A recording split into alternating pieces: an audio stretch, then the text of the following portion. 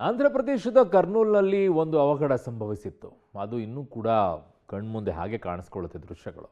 ಅದೇ ರೀತಿಯಾಗಿ ಈಗ ಮತ್ತೊಂದು ಘಟನೆ ಕೂಡ ಆಂಧ್ರ ಪ್ರದೇಶದ ಮರ್ಕಾಪುರಂ ಜಿಲ್ಲೆಯಲ್ಲಾಗಿದೆ.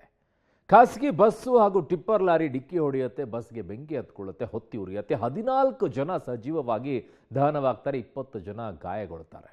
ಆಂಧ್ರ ಪ್ರದೇಶದಲ್ಲಿ ಭೀಕರ ಬಸ್ ಅಪಘಾತ, 14 ಜನ ಸಜೀವ ದಹನ, 20ಕ್ಕೂ ಹೆಚ್ಚು ಮಂದಿಗೆ ಗಾಯ. ಆಂಧ್ರ ಪ್ರದೇಶ ಕರ್ನೂಲ್ನಲ್ಲಿ ನಡೆದ ಭೀಕರ ಬಸ್ ಅಪಘಾತ ಮಾಸುವ ಮುನ್ನವೇ ಮತ್ತೊಂದು ಘೋರ ದುರಂತ ಸಂಭವಿಸಿದೆ.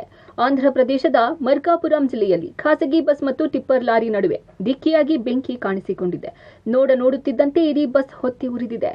ಇಂದು ಮುಂಜಾನೆ ಈ ಘಟನೆ ಸಂಭವಿಸಿದ್ದು, ಭೀಕರ ದುರಂತಕ್ಕೆ 2 ವಾಹನಗಳು ಬೆಂಕಿಗೆ ಆಹುತಿಯಾಗಿವೆ. ದುರಂತದಲ್ಲಿ 14 ಪ್ರಯಾಣಿಕರು ಸಜೀವ ದಹನ 20ಕ್ಕೂ ಹೆಚ್ಚು ಮಂದಿ ಗಂಭೀರವಾಗಿ ಗಾಯಗೊಂಡಿದ್ದಾರೆ. ಆಂಧ್ರ ಪ್ರದೇಶದ ಮರ್ಕಾಪುರಂನಲ್ಲಿ ಭೀಕರ ರಸ್ತೆ ಅಪಘಾತ ಸಂಭವಿಸಿದೆ. ಖಾಸಗಿ ಬಸ್ ಮತ್ತೆ ಟಿಪ್ಪರ್ ನಡುವೆ ಮುಖಾಮುಖಿ ಡಿಕ್ಕಿಯಾದಂಥ ಪರಿಣಾಮ ದೊಡ್ಡ ಮಟ್ಟದಲ್ಲಿ ಬೆಂಕಿ ಆವರಿಸಿಕೊಂಡಿರುವಂಥದ್ದು.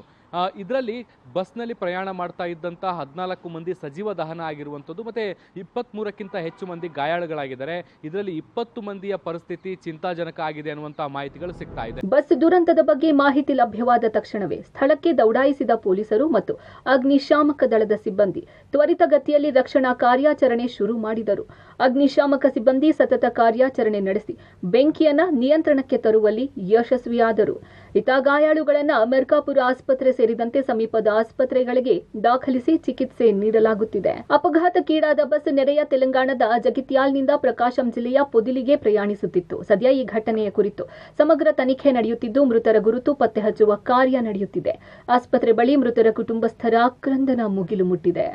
ಈ ಅಪಘಾತದ ಮಾಹಿತಿ ಲಭ್ಯ ಆಗ್ತಾ ಇದ್ದಂತೆ ಸ್ಥಳಕ್ಕೆ ಧಾವಿಸಿದಂತಹ ಅಗ್ನಿಶಾಮಕ ದಳದ ವಾಹನಗಳು ಈ ಒಂದು ಬೆಂಕಿಯನ್ನು ನಂದಿಸುವಲ್ಲಿ ಯಶಸ್ವಿಯಾಗಿರುವಂಥದ್ದು.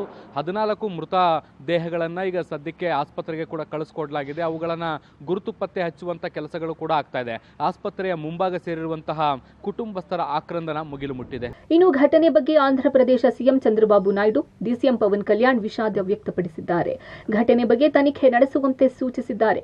ಗಾಯಾಳುಗಳಿಗೆ ಸೂಕ್ತ ಚಿಕಿತ್ಸೆ ನೀಡುವಂತೆ ಅಧಿಕಾರಿಗಳಿಗೆ ತಿಳಿಸಿದ್ದಾರೆ. ಬಾಂಗ್ಲಾದೇಶದಲ್ಲಿ ನದಿಗೆ ಉರುಳಿದ ಬಸ್, ಘೋರ ದುರಂತದಲ್ಲಿ 23 ಜನ ದುರ್ಮರಣ. ಬಾಂಗ್ಲಾದೇಶದಲ್ಲಿ ಸಾರಿಗೆ ದೋಣಿಯ ಮೇಲೆ ಹತ್ತಲು ಪ್ರಯತ್ನಿಸುತ್ತಿದ್ದ ಬಸ್ ಆಕಸ್ಮಿಕವಾಗಿ ನದಿಗೆ ಉರುಳಿ ಬಿದ್ದಿದೆ.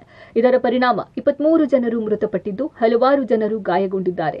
ಬುಧವಾರ ಬಾಂಗ್ಲಾದೇಶದ ನೈಋತ್ಯ ಜಿಲ್ಲೆಯ ರಾಜ್ಬರಿಯಲ್ಲಿ ದೌಲಾಡಿಯಾ ಟರ್ಮಿನಲ್ನಲ್ಲಿ ಈ ಅಪಘಾತ ಸಂಭವಿಸಿದೆ.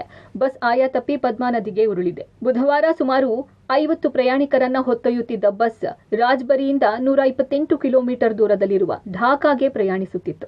ಬಸ್ ಸಾರಿಗೆ ದೋಣಿಯ ಮೇಲೆ ಹತ್ತುವಾಗ ಈ ಅಪಘಾತ ನಡೆದಿದೆ. ಇದರಿಂದ ಬಸ್ನಲ್ಲಿದ್ದ ಪ್ರಯಾಣಿಕರು ನೀರಿಗೆ ಬಿದ್ದಿದ್ದಾರೆ. ತಕ್ಷಣ ಅಗ್ನಿಶಾಮಕ ಸೇವೆ ಮತ್ತು ಡ್ರೈವರ್ಗಳ ರಕ್ಷಣಾ ತಂಡಗಳು ರಕ್ಷಣಾ ಕಾರ್ಯಾಚರಣೆ ನಡೆಸಿ ಹಲವರನ್ನು ರಕ್ಷಿಸಿದ್ದಾರೆ. ಬಾಂಗ್ಲಾದೇಶದಲ್ಲಿ ಭೀಕರ ದುರಂತ ಸಂಭವಿಸಿದೆ.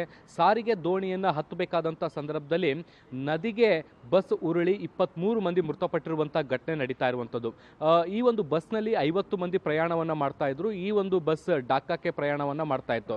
ಕೆಲವು ಕಿಲೋಮೀಟರ್ಗಳ ದೂರ ನದಿಯಲ್ಲಿ ಪ್ರಯಾಣವನ್ನ ಮಾಡಬೇಕಾಗಿತ್ತು. ಹೀಗಾಗಿ ಈ ಒಂದು ಬಸ್ ಅನ್ನ ದೋಣಿಗೆ ಹತ್ತಿಸುವಂತ ಕೆಲಸಗಳಾಗ್ತಾ ಇತ್ತು. ಈ ಸಂದರ್ಭದಲ್ಲಿ ಸ್ಲಿಪ್ ಆಗಿ ಈ ಒಂದು ಬಸ್ ನದಿಗೆ ಉರುಳಿದೆ. ಈ ಒಂದು ದುರ್ಘಟನೆಯಲ್ಲಿ ಈಗ 23 ಮಂದಿ ಮೃತಪಟ್ಟಿದ್ದಾರೆ. ಬಸ್ ತನ್ನ ಸಾಮರ್ಥ್ಯಕ್ಕಿಂತ ಹೆಚ್ಚಿನ 50 ಜನರನ್ನ ತುಂಬಿಸಿಕೊಂಡಿದ್ದೆ ದುರಂತಕ್ಕೆ ಕಾರಣ ಎನ್ನಲಾಗಿದೆ. ವಿಪರೀತ ಭಾರವಾಗಿ ಬಸ್ ಆಯ ತಪ್ಪಿದೆ ಎಂದು ಪ್ರತ್ಯಕ್ಷದರ್ಶಿಗಳು ಹೇಳಿದ್ದಾರೆ.